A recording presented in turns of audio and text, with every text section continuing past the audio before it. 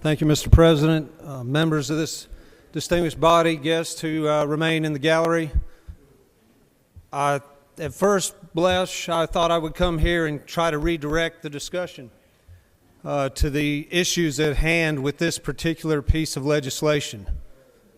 It's not about what is permissible or what is not. It's not about who can do what or who cannot. It is simply a matter of who's going to pay for it. Who's going to pay for it? We have a nation where the government is not allowed to come into my home and take from me what is mine. But we think that's the nation we live in.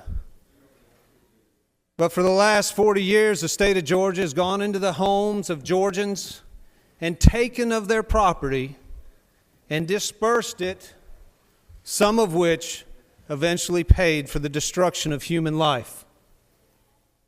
The destruction of human life. If we want to get off subject, and many of you did, if you want to talk about the issue of abortion, if you want to talk about the morality, if you want to talk about it, then let's talk about it. You talk about coming here and being advocates for children. When does that advocacy start? At what point in time do you think that child is worthy of your great passion? Your great passion. You seem to imply that the passion for those who have come in favor of this bill only comes around every election year. That is patently false. I brought this bill originally when I came here. I will continue to bring this type of legislation as long as the good citizens of the 28th District return me here. I don't do it because I find it popular. I don't do it because I think that the majority of Georgians think I'm right. If I am the only Georgian left standing that believes that life begins at conception and that the sanctity of human life deserves every freedom, I will be that last one standing, and I will fight for the unborn. Those who stand in opposition to that, search your hearts. Scripture has been loosely tossed about this day, talking about choice and choosing. Yes, he said, choose this day whom you will serve. But as for me and my house, I will serve the Lord. I will serve the Lord. The Lord who came and said, I have come that you might have life. Life. And have it to the full. That life begins at conception. You go, oh, maybe it does not. Friends, abortion is illegal in this country for all of the unborn after 20 weeks or 26 weeks, depending on where you are. It is illegal because they realize there is an inherent evil in killing the unborn. Yes, it's evil. It's evil. It's not election year politics, friends. This is our nation. I heard someone come up here and say it should be safe. Where's the coat hanger? They were out on the desk when I got into chamber this morning. They were everywhere. Very good. Wave that around. But while you're waving that around, wave around a vacuum. The method of choice for abortion, do you know? Why don't we put that up on the screen? Is evacuation. Evacuation. Where they stick a vacuum into the uterus of a woman and they suck that child apart, piece by piece. Let's put that on display and let the voters say how good that is. As you nod affirmatively, yes, let's suck them out of the wombs so a woman has some presumed and imaginary right to privacy.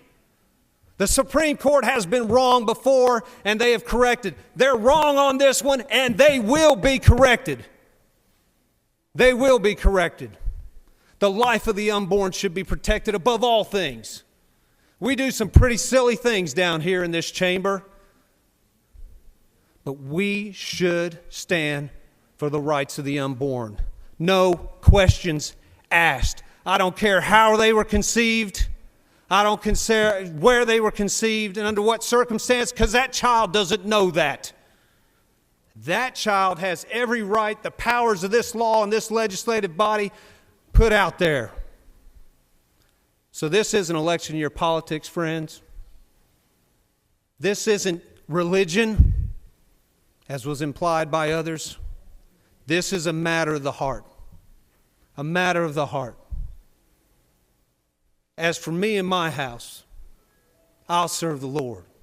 The Lord who knew my name before the foundations of the earth were laid. He knew your name too. And he knew the names of those who I heard it was said, let it be safe. Right? Let it be rare. I heard another senator come down here and speak about how they presided over this chamber in the majority for so many years.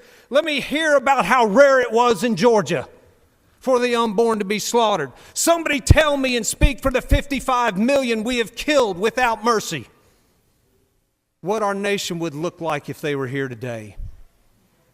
What it would look like. Thank God for eternity, for I will see them there. But this day, a yes vote on 98 is the smallest of steps in the right direction. We cannot go into the homes of Georgians and take from their property and go and kill the innocent unborn. I won't stand for it. And next year, if the good folks of the 28th District decide to send me back to this chamber, you can count on me fighting for the rights of the unborn as long as I breathe. Thank you, Mr. President. I yield the will.